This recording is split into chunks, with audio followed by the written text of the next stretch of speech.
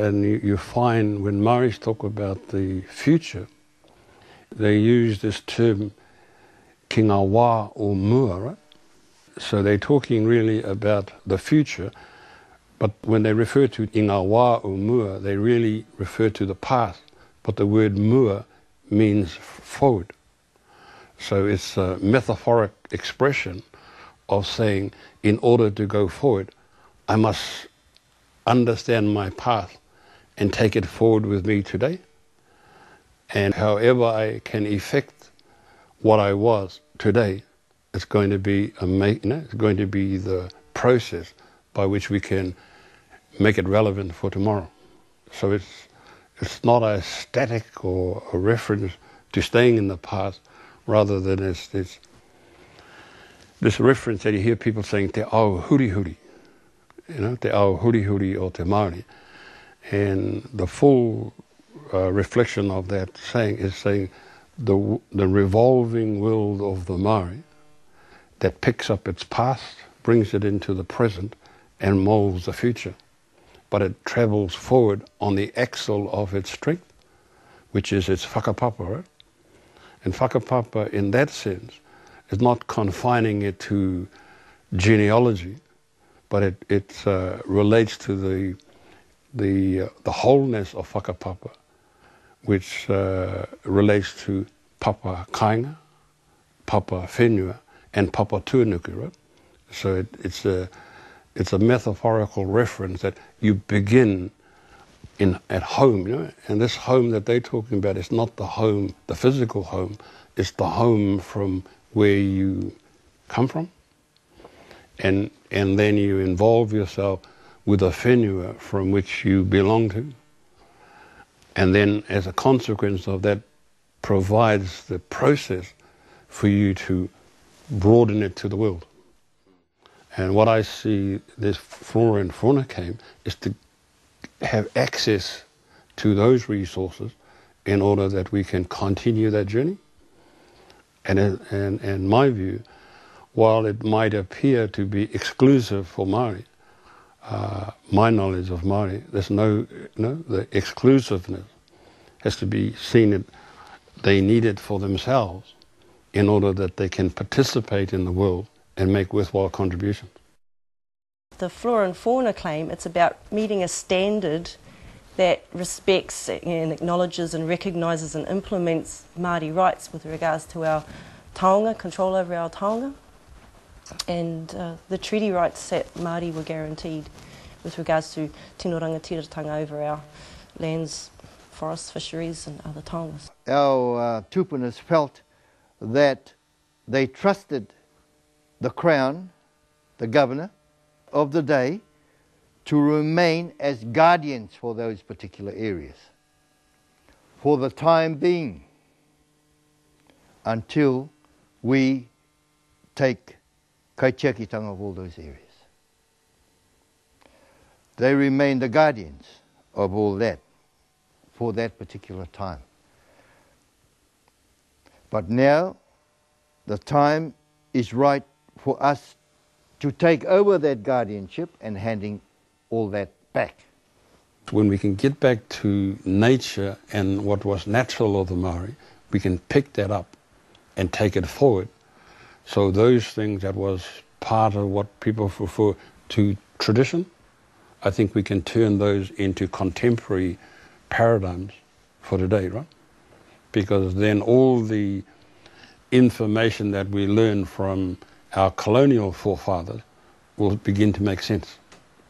As it is now, there is a separation, and the separation really is there because me, the Māori, is not allowed to actually be seen as in the same light.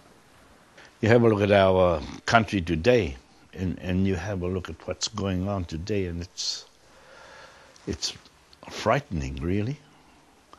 And our young people, their biggest problem is they don't know the history about their own history, of how clever their ancestors were.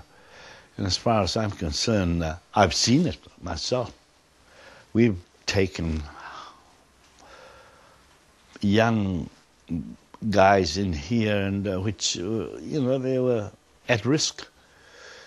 But after teaching them about voyaging and all to do with the sea, and talking about their ancestors and how close they were to nature, you could see the change in these young guys.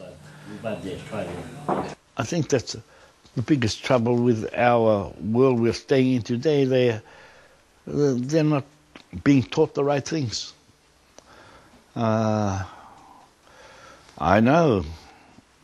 I guarantee 80% of the young at-risk guys that we've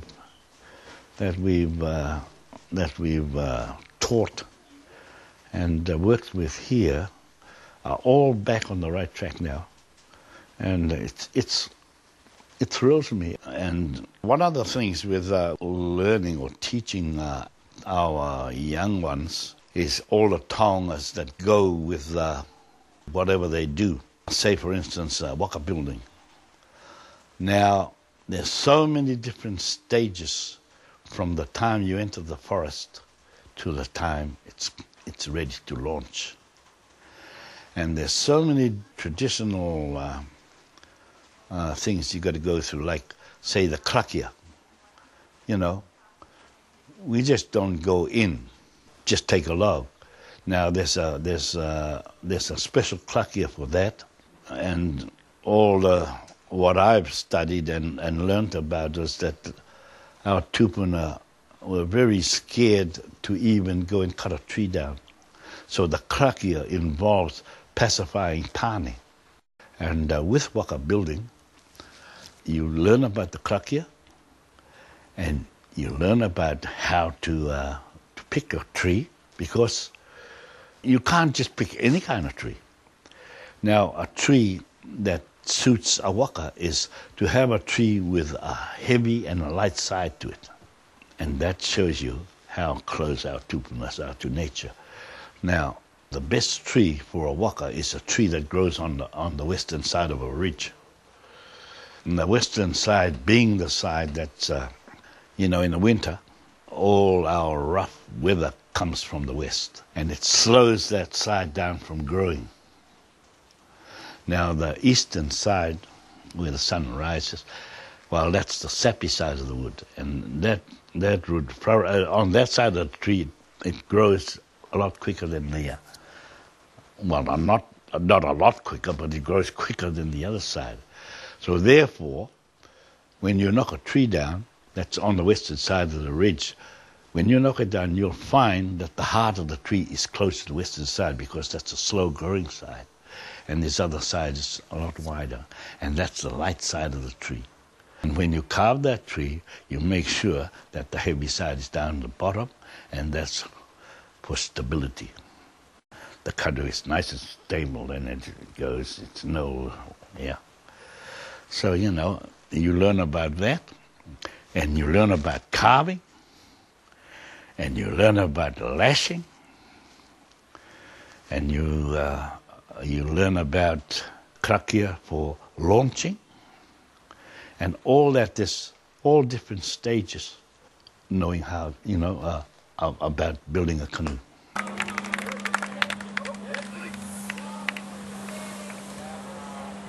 I visited about 23 different islands in the Pacific, not by waka, but and I find that they're virtually all the same. We're all the same, and we're weak here. They're weak in the same place. So I believe our whanongatanga is very, very close, and I'd like to get back to those, to reconnect with our tupuna, because there's a lot of stories they know about us that we don't know ourselves. And there's one example for the curse that was put on Taputapu Atea by one of our ancestors, which we didn't know anything about. They sent me over 11-page facts about what had happened over there over 650 years ago.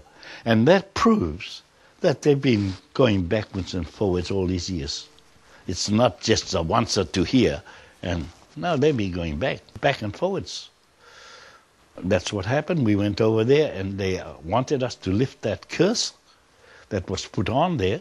So Taurere was the first waka that went in that sacred pass into Raiatea for over 650 years. And I